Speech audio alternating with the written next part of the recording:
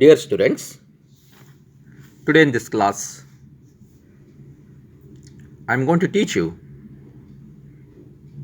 the first lesson in English. Name of the lesson is A Hero, written by R.K. Narayan. It is a story all about a young boy by name Swaminathan and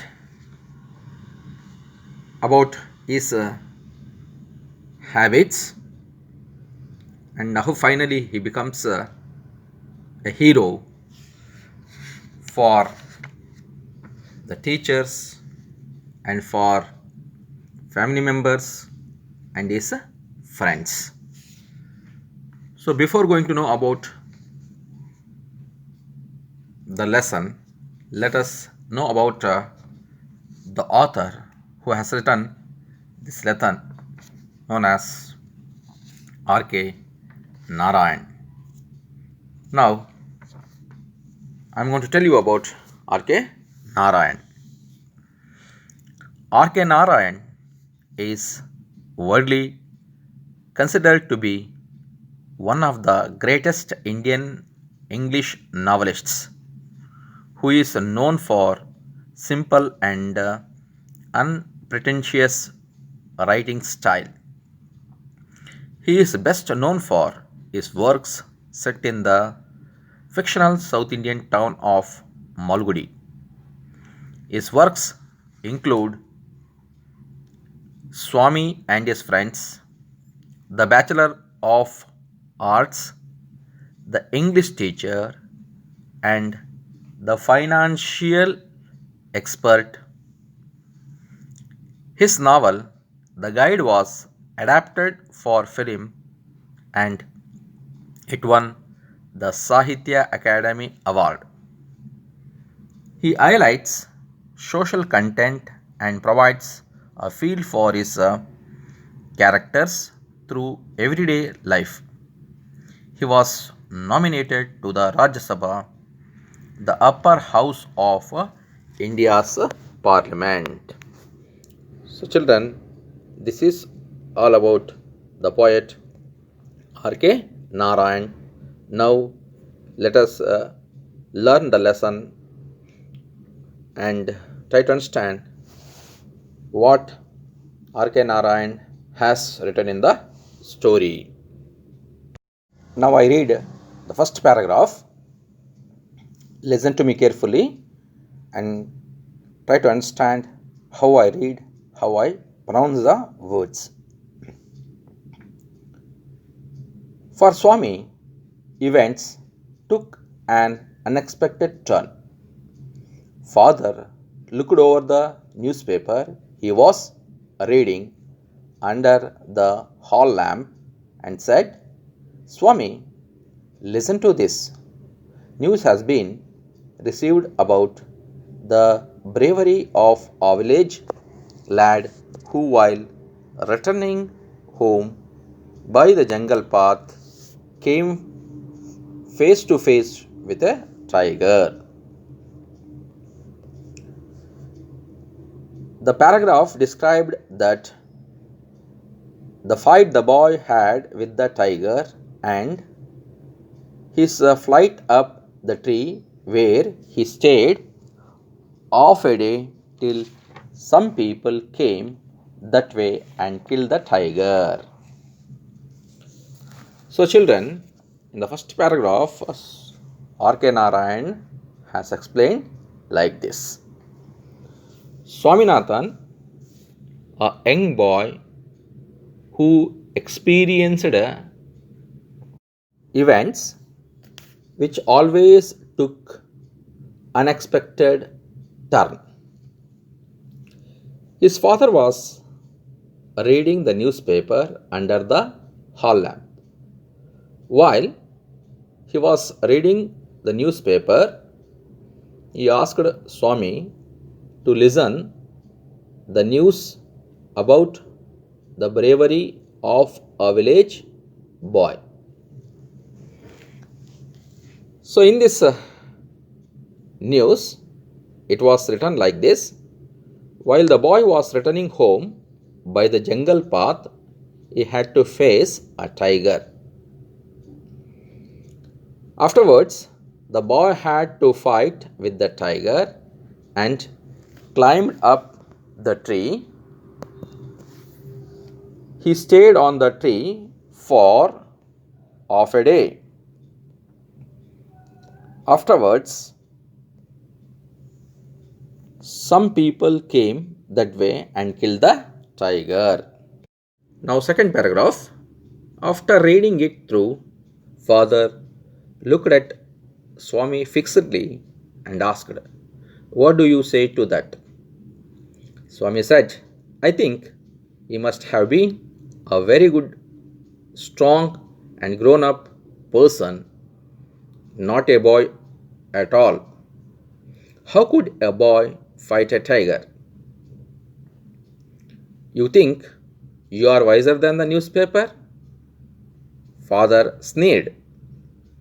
"A man may have the strength of an elephant and yet he be a coward, whereas another may have the strength of a straw, but if he has courage, he can do anything. Courage is everything. Strength and age are not important." Swami disputed the theory. "How can it be, father? Suppose I have all the courage. What could I do if a tiger should attack me? Leave alone strength. Can you prove you have courage? Let me see if you can sleep alone tonight in my office room." After reading the news about the bravery of the boy, his father looked at Swami and he asked Swami, what did he say about the bravery of the boy? Swami said that the boy who fought with the tiger must be strong and grown up person, not a boy at all. A small argument went between father and son. According to father, courage is important than strength and age. But Swami did not agree with his father's opinion. Because, in the view of Swami, a young boy could not fight a tiger. Now, third paragraph. Children, a frightful proposition, Swami thought. He had always slept beside his granny in the passage, and any change in this arrangement kept him trembling and awake all night. He hoped at first that father was only joking. He mumbled weakly, "Yes," and tried to change the subject. He said very loudly and with a great deal of enthusiasm, "We are going to admit even elders in our cricket club hereafter. We are buying brand new bats and balls. Our captain has asked me to tell you." When Swami's father asked Swami to prove his courage by sleeping alone in the office room that night, it was a frightful proposition to Swami. Swami thought that sleeping alone in the office room was a challenge and it was a frightful proposition because Swami always slept beside his granny. If any change occur in this arrangement, he would awake all the night, and he was also afraid of darkness.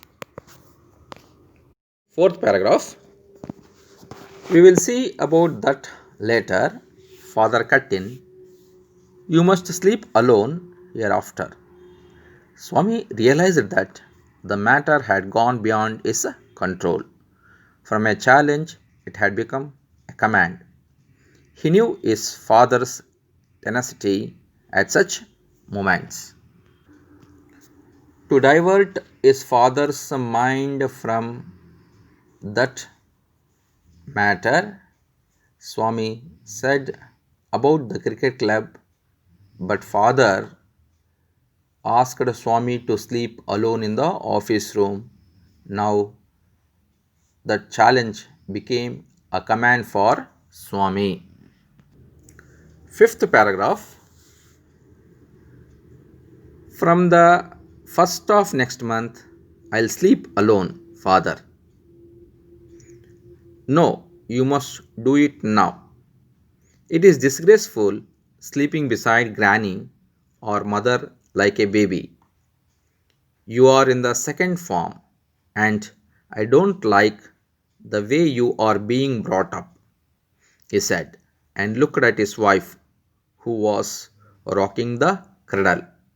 Why do you look at me while you say it? She asked. I hardly know anything about the boy. No, no, I don't mean you, said father. If you mean your mother is spoiling him, tell her so and don't look at me, she said and turned away. When Swami's father asked Swami to sleep alone in the office room, Swami said his father that he would sleep from next month. But for Swami's father, Swami sleeping beside granny or mother like a baby was disgraceful. Swami's father wanted him to sleep alone in the office room. So, this was the intention of Swami's father. Sixth paragraph, children. Swami's father sat gloomily gazing at the newspaper on his lap. Swami rose silently and tiptoed to his bed in the passage. Granny was sitting up in her bed and remarked, Boy, are you already feeling sleepy? Don't you want to hear a story? Swami made wild gesticulations to silence his granny, but that good lady saw nothing. So Swami threw himself on his bed and pulled the blanket over his face. Swami's father sat gloomily gazing at the newspaper on his lap. Swami got up silently and went to his bed in the passage. His granny was there sitting up in her bed and asked Swami, Are you getting sleep? And don't you want to hear a story? Then Swami asked his granny to be silent and he threw himself on the bed and pulled the blanket over his face. But the granny could not understand why Swami was doing so. Seventh paragraph. Granny said, Don't cover your face. Are you really very sleepy? Swami leant over and whispered, Please, please, shut up, Granny. Don't talk to me and don't let anyone call me even if the house is on fire. If I don't sleep at once, perhaps I shall die. He turned over and curled and snored under the blanket till he found his blanket pulled away. Now, Granny asked Swami not to cover his face. Swami asked his granny not to talk and not to disturb him even if the house is on fire. He said that he shall die if he don't sleep at once. While he was sleeping, he turned over, curled, and snored under the blanket, and suddenly he found someone pulled away his blanket. Eighth paragraph.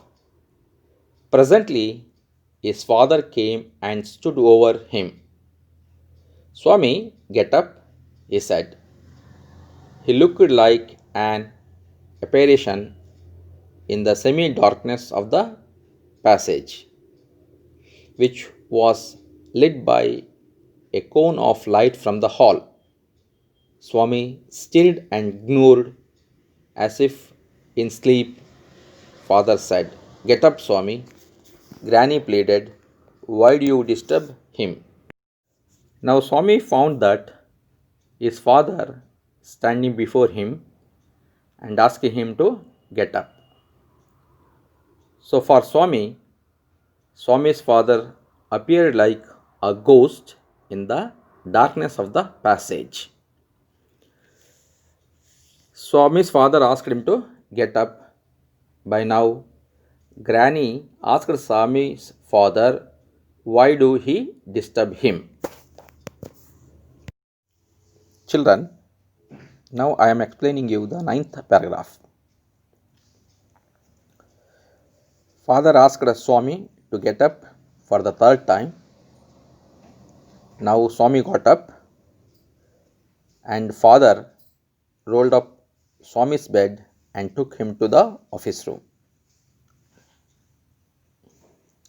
While going with his father to the office room, Swami looked at Granny and mother, but both of them were helpless. As Swami was afraid of darkness and sleeping alone in the office room, he said that there may be scorpions and dust in the office room. For this, father said that there are no scorpions and he asked Swami to sleep on the bench. As Swami was afraid of darkness, he wanted to have a lamp burning in the room, but father said no and asked him not to be afraid of darkness. He said he must cultivate good habits. Finally, Swami asked his father that at least he would leave the door open. Now father agreed for this and asked him to promise that he would not go to his granny at night. And also he warned him that if he go to his granny at night, he would make Swami the laughing stock of his school. 10th paragraph. Swami felt cut off from humanity. He was pained and angry. He did not like the stain of cruelty he saw in his father's nature. He hated the newspaper for printing the tiger's story. He wished that the tiger had not spared the boy, who didn't appear to be a boy after all, but a monster. Now Swami felt that he was away from humanity. He was pained and angry with his father, who asked him to sleep alone in the office room. He also hated the newspaper which printed the story of the bravery of the boy and the tiger. He also wished that the tiger must have killed the boy, who appeared as a monster to Swami. Now, 11th paragraph, children. I am going to explain you the 11th paragraph. At night, the house was very silent, and Swami's heart started to beat very fast. He remembered all the stories of devils and ghosts. He remembered Mani, who had seen the devil in the banyan tree, and he also remembered Munswami's father, who was slapped by the devil nearby the river while he was returning home late night. Now, Swami was faint with fear. Suddenly, he saw the shadow of a street light falling on the wall, and also he heard different kinds of noises.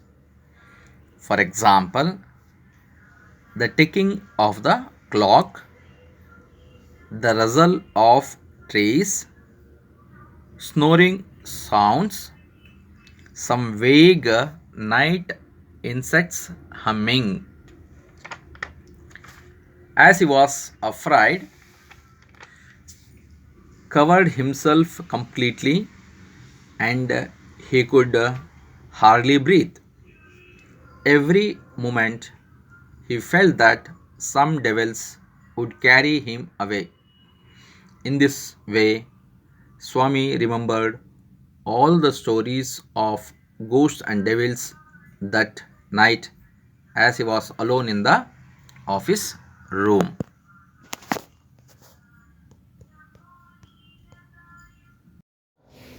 Now, 12th paragraph, children. Swami hurriedly got up and spread his bed under the bench and crouched there. It seemed to be a much safer place, more compact and reassuring.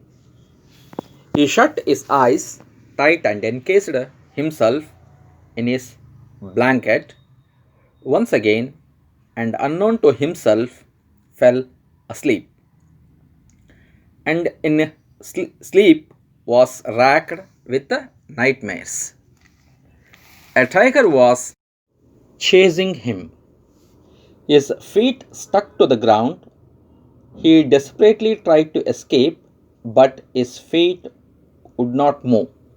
The tiger was at his back, and he could hear its claws scratch the ground, scratch, scratch, and then a loud thud. Swami tried to open his eyes, but his eyelids would not open, and the nightmare continued. It threatened to continue forever. Swami groaned in despair. Swami was afraid very much. He got up hurriedly and crouched under the bench. He felt that it was a safer place for him. He closed his eyes tight and encased himself in the blanket, and again he slept. As he slept, he got a dream which was a nightmare to him. In the dream, a tiger was chasing him. He was running fast to escape himself from the tiger. Now, Swami tried to open his eyes, but he could not open his eyes. The nightmare, a dreadful dream, continued. Swami groaned in despair. 13th paragraph. With a desperate effort, he opened his eyes. He put his hand out to feel his granny's presence at his side, as was his habit. But he only touched the wooden leg of the bench, and his lonely state came back to him. He sweated with fright, and now what was this rustling? He moved to the edge of the bench and stared into the darkness. Something was moving. down. He lay gazing at it in horror. His end had come. He realized that the devil would presently pull him out and tear him. So, why should he wait? As it came nearer, he crawled out from under the bench, hugged it with all his might, and used his teeth on it like a mortal weapon. Now, Swami, with a great hope, opened his eyes. He put his hand to feel the presence of his granny, which was his habit, but he could touch the wooden leg of the bench. And now he came back to his lonely state in the office room. He was afraid very much. Later, he moved to the edge of the bench and stared into the darkness. He saw something coming towards him and felt that it was a devil and thought that his hand had come. As it came nearer, he came out of under the bench, hugged it, and bit it with his teeth. 14th paragraph. Ayo, something has bitten me, went forth an thundering cry, and was followed by a heavy tumbling and falling amidst furniture. In a moment, father, cook, and a servant came in carrying light, and all the three of them fell on the burglar who lay amidst the furniture with a bleeding ankle. It was not the devil, but it was the burglar who had come to rob, shouted that something has bitten him. That burglar cried loudly and tumbled heavily and fell amidst furniture. Later on, Swami's father, cook, and servant came carrying light. All the three caught hold the burglar. 15th paragraph. Congratulations were showered on Swami next day. His classmates looked at him with respect, and his teacher patted his back. The headmaster said that he was a true scout. Swami had bitten into the flesh of one of the most notorious house breakers of the district, and the police were grateful to him for it. See, next day what happened? Next day, congratulations were showered on Swami. His classmates, his teacher, and the headmaster appreciated him. Even the police also appreciated him, and the police were grateful to him for catching a notorious housebreakers of the district. 16th paragraph. The inspector said, "Why don't you join the police when you are grown up?" Swami said, "For the sake of politeness, certainly yes," though he had quite made up his mind to be an engine driver, a railway guard, or a bus conductor later in life. The inspector asked Swami to join police department when he was grown up. Swami replied politely and said yes, but he made up his mind to become an engine driver, a railway guard, or a bus conductor later in his life. Now, the 17th paragraph, last paragraph of the lesson. When he returned home from the club that night, father asked, "Where is the boy?" "He is asleep." "Already?" "He didn't have a wink of sleep the whole of last night, said his mother. Where is he sleeping? In his usual place, mother said casually. He went to bed at 7:30. Sleeping beside his granny again, father said. No wonder. He wanted to be asleep before I could return home. Clever boy. Mother lost her temper. You let him asleep where he likes. You needn't risk his life again. Father mumbled as he went into change.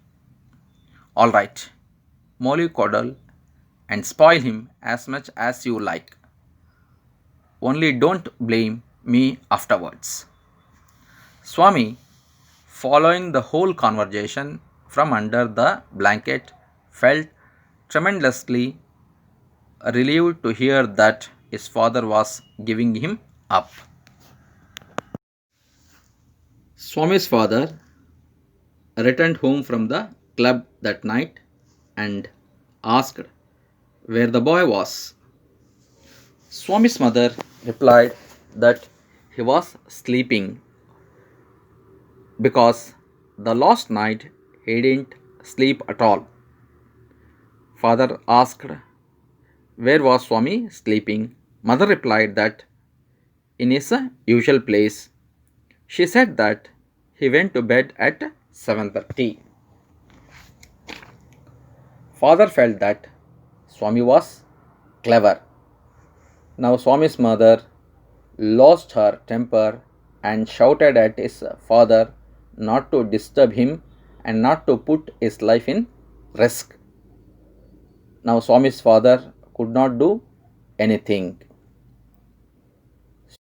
Swami was hearing the whole conversation from under the blanket and felt that he was safe as his father gave him up.